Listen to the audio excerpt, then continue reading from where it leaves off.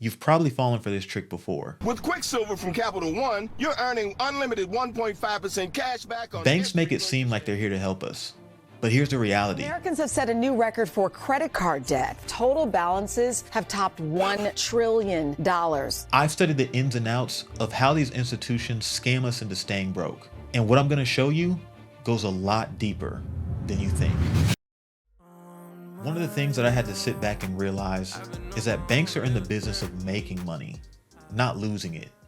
And they make a lot of money. The FDIC shows that across 4,200 banks, that they brought in nearly $300 billion just a couple years back. And the sad thing is that you and I are the ones who are paying them. And most of us don't even realize it. See, one of the main ways that banks make money is by charging interest to people who borrow money from them.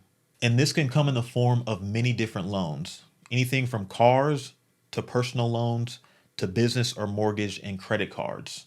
Now, obviously, banks don't just come up to us and tell us, hey, anytime you borrow money from us, we own you.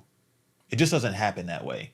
Imagine you're at dinner with a group of friends and you forget your wallet. So you turn to your buddy and ask if they can spot you $30 to cover the tab.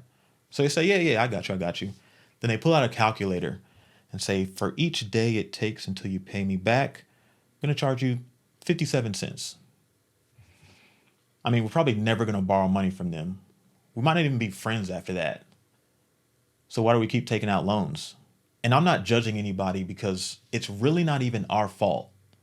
See, banks are master marketers and they have dedicated departments with some of the most brilliant marketing minds on the planet. They've done decades and decades of research and study our spending habits to know exactly how to get us to borrow money. That's why you see commercials with well-known actors and influencers that play during popular shows and major sporting events. In 2021 alone, Chase and Bank of America each spent nearly $3 billion with a B on advertising alone. No wonder why we get sucked in. And here's the most sneaky advertisement of them all. You use the Quicksilver card from Capital One with no annual fee and unlimited 1.5% cash back on every purchase every way. Tricks like these have led our country to being in over $1 trillion of credit card debt. But there's a reason why it works so well that taps into the way that we think. But before I get into the psychology of how it works, we have to realize that if we continue to borrow, that we're going to be living paycheck to paycheck and remain broke for the rest of our lives. And to break this cycle, we have to be more intentional about where our money is going. Recent data shows that the average person who takes the time to monitor where their money is going saves nearly 10% of their paycheck. And one of the easiest ways to track your spending is by using Rocket Money. Rocket Money is the #1 mobile app on the market that helps people track and save their money every day. This service easily connects to your bank and creates a personalized plan to keep more money in your pocket each month. One of the best features is their unique concierge team that finds and cancels unwanted subscriptions for you, and they negotiate bills on your behalf to get you the best rates possible. Whether you're looking to save money to pay off debt, invest for the future, or finally take that much needed vacation, Rocket Money can help you achieve your goals. You can check out everything that Rocket Money has to offer by tapping the link in the show notes below. Don't delay your financial peace any longer. Sign up today and join the more than 3 million people that have taken control of their money. So here's a few of the main problems with cashback rewards, or really any credit card for that matter. There was a study done by the Federal Reserve Bank of Boston showing that on average, people spend 160% more when they're using a credit card versus when they use cash. And the interesting science that came out of this study showed that when people used cash to purchase something, it triggered a sense of loss when they handed that dollar bill over to the cashier. And so they were a lot more intentional about where they spent their money. But conversely, using a credit card, you don't really feel anything. And as a matter of fact, the money doesn't even come out of your checking account immediately. You don't really realize how much you spent until the end of the month when you do have to pay your credit card balance. So because of that, the use of credit cards showed a pattern in people to regularly overspend to the point where they had to start relying on credit cards to have money month to month. And to make matters worse, the cashback program makes us feel rewarded for spending more money. But when you look at the math, we're literally stepping over dollars to pick up pennies. And what's even more sad is that the banks aren't actually giving us anything. They're just giving us back some of the money that they stole from us. And I can't even really say stole because we signed up for these programs. You see, remember earlier when I mentioned how banks make money?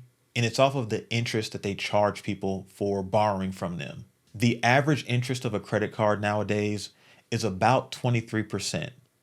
And the average cash back, and I'm being generous, is around 2%. So to run through a quick example of how the math works, let's say that you signed up for a cashback rewards card and instantly went out and spent $6,000 on that card.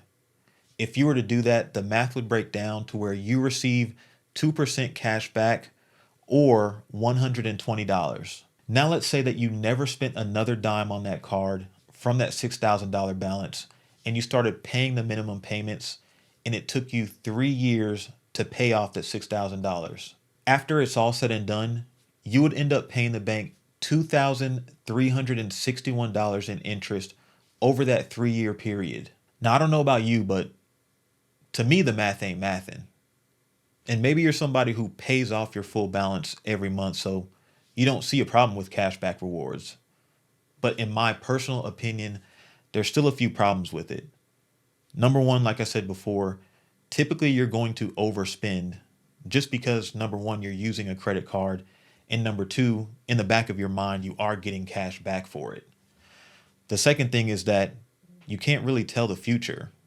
And so if you're using credit cards and you live paycheck to paycheck, let's say you lose your job or your car breaks down or your AC goes out, then at some point they're going to get you with paying interest.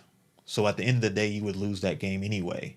And one of the biggest problems that I see with it is even if you were to pay your full balance every month and you received cash back, a portion of that cash back is actually going to come from someone else getting screwed over who's paying the minimum balance on theirs and is paying 20-something% interest. So in my mind, it's a lose-lose. And ultimately, like I said, banks aren't here to help anyone. I think it's the other way around. I've actually seen a lot more people hurt by using these banks' debt products than helped. But it's never too late to turn things around. So if you've been in an endless cycle of credit card debt or living paycheck to paycheck, I've actually put together a free ebook that gives 7 practical steps that has been proven to help people get out of debt and start building wealth. So if you're looking to start paying off debt or you want to start your journey toward financial freedom, I'll link the guide in the show notes below, or you can visit notitribe.com/rich to download your free copy. Now, if you've gotten any value from this show, feel free to like and subscribe wherever you're watching or listening. And as always, if you're looking for even more ways to make or manage your money, stay tuned and I'll be back before you know it.